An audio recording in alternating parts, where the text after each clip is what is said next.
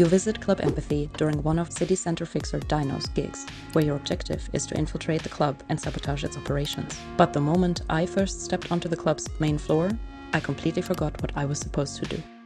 Because there she was. The game never tells us her name. I call her Roberta. In a city where everyone is desperately trying to become somebody, she's perfectly content just being herself. There's something strangely admirable about that. Eventually, I remembered I had a job to do, so I moved on, completed the gig by sabotaging the club's systems, and went back to the game. But days later, I still kept thinking about Roberta. So I came back. I was actually worried whether the club would still be open after my cyber attack had taken down its systems. I walked inside. But on the dance floor, no Roberta. This almost felt like a tragedy. Maybe my attack on the club had caused budget cuts and they fired her. Or worse, the new management didn't understand her art. But then another thought occurred to me. Maybe she's just not on shift. So I waited. And I waited. At 7 a.m., the club actually closed. They wipe the bar, a cleaner shows up and wipes all the floors. I had no idea somebody cleans the clubs in Night City. This lady probably has kids at home. In the morning, after a cheap breakfast, she drives them to some shady school in Watson District. Then she comes here to clean up Empathy. Sounds like a horrible job, to be frank. Then a technician walks in, probably checking the special effects and the lighting rig. The fact that there's specialized NPCs coming into this club during daytime is yet another flawless detail of the world building of Cyberpunk. I ended up spending a lot of time at Club Empathy. At first, it was just waiting for Roberta. But soon, I started noting these dancers leaving stage at the end of their shift. I followed them to see where they were going, which turned out to be harder than I expected, because the animal bouncer guarding the backstage area is very protective. After some debates with him, I found that the dancers are retreating to their makeup room. This girl, I'll call her Cassie, takes the makeup off at the end of the day, presumably so she can go home and fall asleep on her soft white pillows without smudging her makeup all over them. But the scenes backstage are different every day.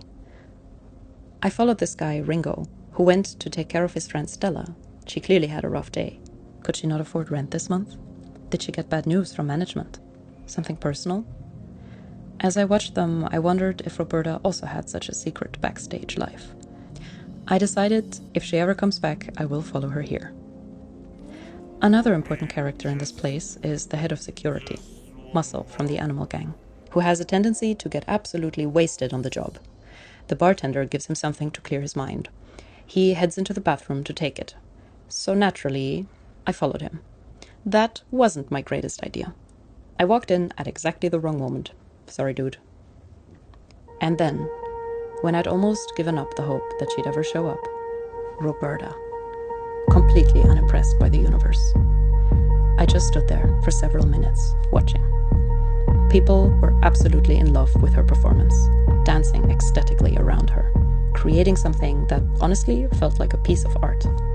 Nothing had changed. She still didn't know how to dance, and somehow that made me happy.